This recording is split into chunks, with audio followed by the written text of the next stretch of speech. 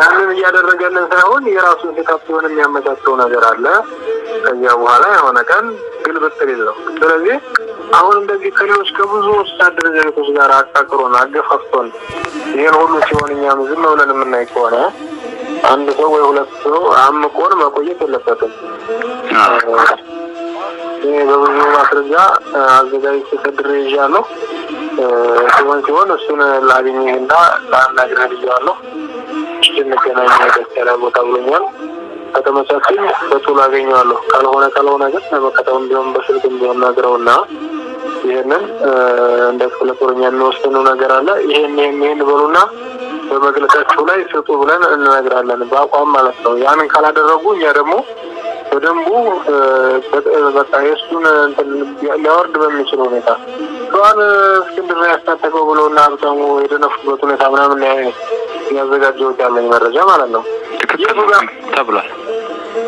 የቱ ጋር ያስታጠቀው? እኔ ምናልባት በገንዘብ ደረጃ ላይ ክፍለ ጦር የደረሰው 1 ሚሊዮን ብር ገደማ መሰለኝ። አሁን እሱም ከህዝባዊ ግንባሩ በተሰበሰበው ያም ደግሞ የኛ ነው የእሱ አይደለም።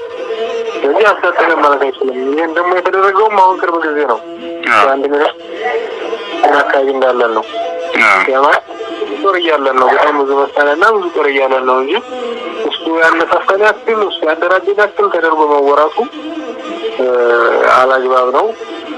ያንን እውነታውን መነጋገር ነው ያለብን። በእኛም አመራሮች ጭምር የእሱ ሲወደድ ይነግሰን የምታየው እዚህ ትግል ላይ ግን ባለው ሁኔታ ምን አድርጓል ስንል ምንም እጁ የለበትም። ስለዚህ እጁ መኖር አለመኖሩ አይደለም ያው ነው ያሳሰበኝ።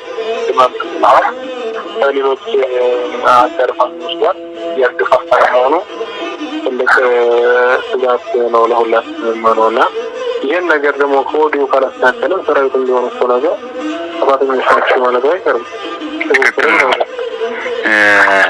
አማን እኔ በግልጽ የታዘብኩት ነገር ምን አለ መሰለህ ይሉንታ በቃ ትናንትና ትልቅ ታጋይ ነበረ እንደዚህ አድርጎ ለዚህ ተሰቃይቷል። እንዴ ይሰቃይ ታዲያ እንዴ ይሄን የመሰለ ትግል ማበላሸት መቻል አለበት እንዴ? ከዛውጭ ያየሁት ያለውት ነገር ምንድነው ትግሉን ለግለሰብ መስጠት ባለቤትነት ይሄ በደንብ መታየት መቻል ያለበት ነው። ትግሉን ለባለቤትነቱን ለግለሰብ በሰጠነው ቁጥር ለጠላፊዎች ግልጽ የሆነ አሰራር እየከፈትን ነው የምንሄደው።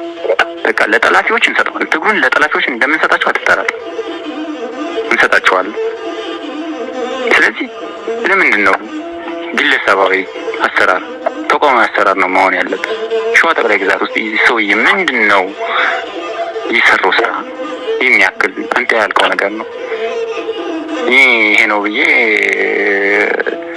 ይሄን አድርጎልናል በትጥቅ ዙሪያ እናውቀው እንዴ? ፋት ላይ አሁን ያለውን ትጥቅ ከየት እንደመጣ ከቤተ ክርስቲያንና ከድር የወጣ ትጥቅ አይደለም እንዴ? አሁን ትንሽዬ መሳሪያዎች ከጠላት ተገኘ እንጂ ከዛ ውጪ የነበረው መሳሪያ የት ነው የተገኘው?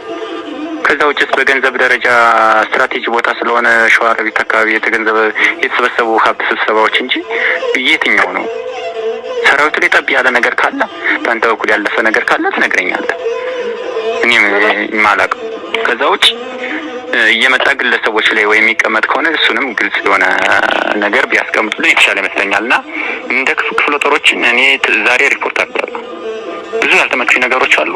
አካላዊ ስብሰባ ማድረግ ፈልጋለሁ። ፕሮግራም አድርጉልኝ ብዬ ለኮሎኔል ብያለሁ። ሪፖርት አድርጋለሁ ዛሬ። እሺ እናመቻቻለን ብለውኛል። ስለዚህ ክፍለ ጦር አመራሮችን ከተቻለ ከታችኞቹ አመራሮችን እንደተዋረዱ ሰብስበው ያለውን ነገር ግልጽ የሆነ ነገር ቢያሳውቁን በቶሎ የተሻለ ይመስለኛል። ከዛ ውጪ የሰበሰብነው ሀብት ማለት የኛ ሀብታችን ሰራዊት ነው። ሌላ ሀብት የለም። በቅርብ ቀን እንደምናጣው አትጠራጠር። ከዛ ውጪ ከአጋር ድርጅቶች እዞች ጋራ የለየለት ግጭትና ትርምስ ውስጥ እያስገባን ነው።